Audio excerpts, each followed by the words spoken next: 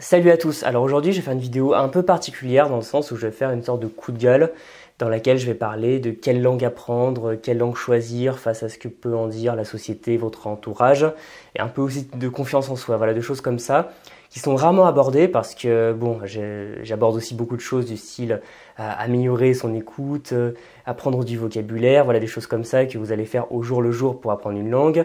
Il est important de parler de grammaire, de prononciation, de choses comme ça. Mais moi, ce qui m'intéresse, et c'est sans doute pour ça que vous me suivez, c'est d'aller un peu au-delà et de parler de l'apprentissage des langues comme une partie de votre mode de vie, comme de projets au long terme et de ce genre de choses. Alors, avant toute chose, je rappelle que je fais une offre sur ma formation Oser parler une langue, qui était ma toute première formation sur le fait de prendre confiance en soi si vous êtes timide par rapport au fait de parler une langue. Donc ça, je vais en reparler tout à la fin de la vidéo. Donc même si la formation ne vous intéresse pas, c'est quand même assez intéressant qu'on discute de ça. C'est quelle langue apprendre? Parce que j'ai remarqué, et j'en suis honoré, que beaucoup d'entre vous me contactent, principalement des personnes jeunes ou des personnes qui hésitent, ou même des personnes avec un projet professionnel et qui aimeraient ne pas se tromper, me contactent en me demandant, voilà, j'ai envie d'apprendre des langues, il y en a plusieurs qui m'intéressent, je pense que je devrais apprendre peut-être celle-là, mais peut-être qu'une autre me semble plus facile, ou alors j'aimerais apprendre cette langue, mais je suis pas sûr qu'elle soit si utile, on me dit que ça sert à rien, ou alors j'aimerais apprendre cette langue, mais peut-être qu'il y en a une autre qui est plus utile pour le travail, ou alors est-ce que telle ou telle langue est utile, est porteuse pour mon avenir, ou alors on me dit toujours qu'il faut pas apprendre cette langue, mais moi j'ai envie de le faire. Voilà. En fait, c'est beaucoup d'hésitation par rapport à quelle langue choisir. Et ça, c'est évident parce que il n'y a pas de méthode miracle pour apprendre des langues. Il y a des sortes de raccourcis qu'on peut avoir en apprenant plus efficacement, en apprenant bien. Ce qui fait la différence entre quelqu'un qui parle une langue en quelques années et une autre qui apprend pendant 10 ans et qui n'arrive toujours pas à faire des phrases. Mais il n'y a pas voilà, de truc pour apprendre à parler couramment en 3 semaines. Donc ça prend du temps, ça va avoir un impact dans votre vie. Vous allez vous mettre à faire quelque chose. Je vous conseille de le faire un peu tous les jours. Donc c'est quand même un peu vous passez la corde au cou, vous vous mariez avec. Parce que finalement, oui, apprendre une langue, ce n'est pas anodin.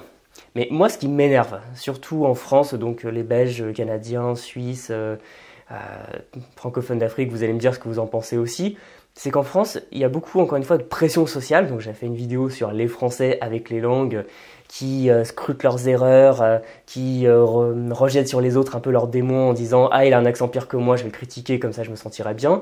Il y a de ça. Mais il y a aussi quelque chose en France, c'est qu'on se sent obligé de juger les langues que les autres vont apprendre. Et je remarque une énorme pression sociale à ce niveau qui vient malheureusement la plupart du temps de personnes qui sont mal informées vis-à-vis des langues. Alors il y a plusieurs critères, par exemple la difficulté. Vous pouvez avoir envie d'apprendre une langue qui est réputée difficile, comme je sais pas le russe, l'islandais, on va vous dire ne faites surtout pas ça, c'est trop difficile, apprends une langue facile comme l'anglais. Bon, si on s'y connaît un peu en langue, ça fait rire parce que bon, on sait que l'anglais est pas forcément beaucoup plus simple, surtout au niveau de la prononciation.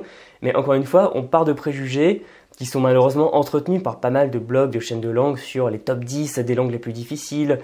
Quelle est la langue la plus difficile au monde? Ou alors parfois on vient me voir à propos par exemple du finnois que je connais. Et la première chose qu'on me dit c'est ah mais le finnois il paraît que c'est la langue la plus difficile au monde. C'est même pas est-ce que c'est la langue de la Finlande ou à quoi ça ressemble ou autre, c'est la langue la plus difficile au monde, quelle horreur, comment t'as fait, enfin t'es maso. Ou alors ça peut être face à des critères d'utilité, par exemple face à un nombre de locuteurs. Mettons, mais pourquoi est-ce que tu veux apprendre, je sais pas, le norvégien? C'est parlé par pas beaucoup de gens en Norvège qui parlent bien anglais, ce qui est vrai cela dit. Apprends plutôt l'espagnol parce qu'il y a plus de 400 millions de locuteurs natifs, bon je sais plus le chiffre exact mais je crois que c'est ça, dans le monde. Apprends plutôt l'espagnol, enfin apprends une langue qui est utile. Donc cette notion d'utilité, il y a aussi la notion d'importance pour le travail, c'est-à-dire on part souvent du principe, surtout quand on connaît mal le sujet, qu'il y a des langues porteuses pour l'avenir, principalement basées sur la puissance du pays, la puissance économique, la puissance culturelle, sur le nombre de locuteurs natifs. Donc c'est pas faux par exemple que le chinois mandarin a plus d'impact que l'irlandais gaélique et a peut-être plus d'avenir pour les débouchés professionnels que l'irlandais gaélique encore une fois. Donc tout ça c'est vrai, il y a une part de vérité que tout un chacun peut constater. Mais Ce qui m'énerve en fait dans le fond, c'est que ça vient de personnes qui ne connaissent pas vraiment les langues et qui pensent que apprendre une langue c'est tellement difficile que vous pourrez jamais en apprendre une. C'est-à-dire que vous allez juste pouvoir apprendre une langue et si vous y arrivez, alors déjà, selon les croyances populaires, si vous n'avez pas appris quand vous êtes enfant, si vous n'avez pas un génie des langues, si vous n'avez pas l'oreille absolue, si vous n'avez pas une mémoire photographique, c'est pas possible. Si vous avez déjà réussi cet exploit qui est réservé à 1% de 1% de la population, bah là vous ne pourrez pas en faire plus. Ce qui est bête en fait, parce que finalement, pourquoi est-ce que vous n'auriez pas le droit d'apprendre même plusieurs langues? Donc je ne vous conseille pas forcément de le faire ensemble tout de suite, surtout à un niveau débutant, parce que c'est vraiment compliqué. J'ai déjà fait pas mal de contenu sur le fait d'apprendre plusieurs langues en même temps, c'est possible, mais bon, il faut savoir ce qu'on fait. Mais il est possible, par exemple, je sais pas, que vous ayez envie d'apprendre le norvégien parce que c'est votre passion, et après vous allez embrayer quelque chose par la suite qui sera, entre guillemets, plus utile, comme l'allemand. Surtout que le norvégien Bookmall a des accointances avec l'allemand, ça sert. Il y a ça, et il y a aussi le fait que beaucoup de gens surestiment l'importance aussi de savoir parler une langue, de juste savoir parler une langue. Parce que ça, c'est vraiment une croyance que je vois revenir souvent chez les personnes jeunes qui espèrent pouvoir avoir ce qu'on appelle la ligne sur le CV, c'est se dire, plus je parlerai de langue, plus j'aurai de chances de trouver du travail. Donc, encore une fois, parler des langues, ça ouvre plus de portes que de ne pas en parler. Mais ce n'est pas automatique, ce n'est pas par exemple parce que vous parlez 3 langues de plus qu'une autre personne que votre patron va très gentiment vous rajouter une extension de salaire de 1 000 € par mois. Ça ne marche pas comme ça. Et encore une fois, le simple fait de parler des langues seules, ça ne suffit pas. Et parce que les langues, en fonction des métiers, en fonction des professions visées, vont être utilisées très différemment avec des compétences annexes. Par exemple, si vous parlez chinois, d'accord, c'est très bien. Vous parlez mandarin, vous le parlez peut-être couramment, c'est un point fort, c'est un palier vers plus de choses. Mais est-ce que vous allez intéresser réellement un employeur? Est-ce que vous allez pouvoir dire je parle chinois et je sais faire d'autres choses? Parce que si vous savez juste parler chinois, malheureusement vous êtes juste bon à faire la conversation. Et vous n'allez pas utiliser le chinois de la même façon selon que vous soyez traducteur. En plus, pour réussir dans la traduction, pour pas avoir un salaire de misère, malheureusement, il faut quand même parler de la réalité. Il faut se spécialiser dans des domaines bien précis. Par exemple, est-ce que vous arrivez à être traducteur légal ou médical en Chine? Bon, pour le chinois. Est-ce que, si vous parlez chinois, vous savez gérer des équipes multidisciplinaires? Est-ce que vous savez faire de l'import-export, de la négociation? Est-ce que vous savez faire de l'interprétariat? Voilà. Donc, la langue sert, mais il faut avoir des compétences annexes. Voilà, ça c'est hyper important. Et ce n'est pas simplement en parlant une langue qu'on va réussir comme ça dans la vie. Et c'est pour ça que, par exemple, pour prendre le chinois, qui est soi-disant la langue de l'avenir que tout le monde devrait parler, honnêtement, moi, au jour le jour, je n'utilise jamais le chinois, je n'ai pas appris cette langue, peut-être que je l'apprendrai parce que ça a l'air fascinant, mais je me passe très bien du chinois. Et même d'ailleurs, je gagne plus d'argent à l'heure actuelle parce que j'ai appris l'anglais que le chinois, mais parce que j'ai su développer des compétences qui intéressaient des gens. Et de la même façon, avec les langues, j'ai pu développer pas mal de choses sur la didactique, et encore une fois, c'est une spécialisation. Bon, voilà, ça c'est pas très marrant, mais il faut aussi en parler parce que ça permet aussi de remettre les pendules à l'heure par rapport aux gens qui viennent, souvent avec des bonnes intentions, mais qui vont vous dire il faut apprendre cette langue parce que sinon tu gagneras pas d'argent. Donc il y a ça, il faut penser à ça. Est-ce que d'ailleurs vous avez envie de travailler par exemple avec le chinois? Parce qu'on peut très bien avoir une passion pour la Chine, mais avoir envie de travailler dans totalement autre chose. Après aussi, il y a des notions bêtes, par exemple de beauté de la langue. Donc bon, je laisse à tout un chacun la capacité d'apprécier les sonorités des langues. Mais par exemple, c'est dingue de voir autant de gens qui, par exemple, vont choisir l'espagnol par défaut plutôt que l'allemand. Parce que l'allemand, paraît-il, c'est moche, c'est guttural, c'est une langue de nazi ou je sais pas quoi. C'est quand même surréaliste. Donc encore une fois, ce que je tiens à vous faire passer comme message dans cette vidéo, c'est que si vous voulez apprendre une langue, n'importe laquelle, apprenez-la. Parce que je vois aussi des gens qui viennent me voir, par exemple, en disant « je voudrais apprendre 2 langues ». Par exemple, généralement l'anglais et l'espagnol, mettons, mais quand on creuse un peu ensemble, il se trouve que la personne se sent obligée d'apprendre l'anglais, mais en fait, en réalité, a envie d'apprendre l'espagnol. Donc honnêtement, c'est vrai que c'est bien de connaître bien l'anglais à un bon niveau si vous êtes jeune, si vous avez envie de chercher du travail, mais si vous êtes retraité par exemple, faites passer l'espagnol avant l'anglais, faites ce que vous voulez.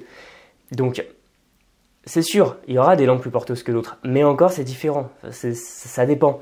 Par exemple, je vais dire un truc totalement bête, si vous voulez apprendre absolument le lituanien, que vous avez plein de contacts en Lituanie, des pistes pour travailler en Lituanie, eh ben, peut-être que vous aurez des débouchés beaucoup plus intéressants avec une langue rare comme le lituanien, dont tout le monde se fout éperdument. Si vous dites que vous apprenez le lituanien, les gens d'une part savent pas ce que c'est, et d'autre part ils vont se moquer de vous parce que c'est une langue qui ne sert à rien. Mais peut-être que vous gagnerez plus que des gens qui ont appris le chinois, hein, parce que j'ai vu des gens qui ont appris le chinois, il y en a qui ont très bien réussi, d'autres moins, voilà. Encore une fois, c'est pas pour porter des jugements de valeur en fonction du salaire, hein, ça on s'en fiche, mais c'est vraiment de vous dire que apprendre une langue, c'est un processus qui est intimement personnel et que vous ne devez pas laisser les autres personnes décider à votre place. Donc souvent, dans les trucs un peu typés développement personnel, on va parler de personnes toxiques, d'entourage toxique. Bon, parfois il y a un peu de ça, hein, les gens qui vous mettent la pression pour vous dire ça sert à rien, tu perds ton temps, arrête, et qui vous le disent tous les jours, il y a un côté toxique. Mais bon, j'aime pas trop le terme parce que ça fait vraiment genre viens vers moi et laisse ta famille loin de ça, enfin ça fait un peu sectaire, voilà, moi j'aime pas. Mais parlez-en simplement à vos proches, dites que vous savez ce que vous faites, que vous avez un projet par rapport à cette langue, qu'elle vous plaît, qu'on peut très bien apprendre une langue sans forcément avoir l'intention de gagner des millions derrière avec, hein, on peut le faire juste pour le plaisir.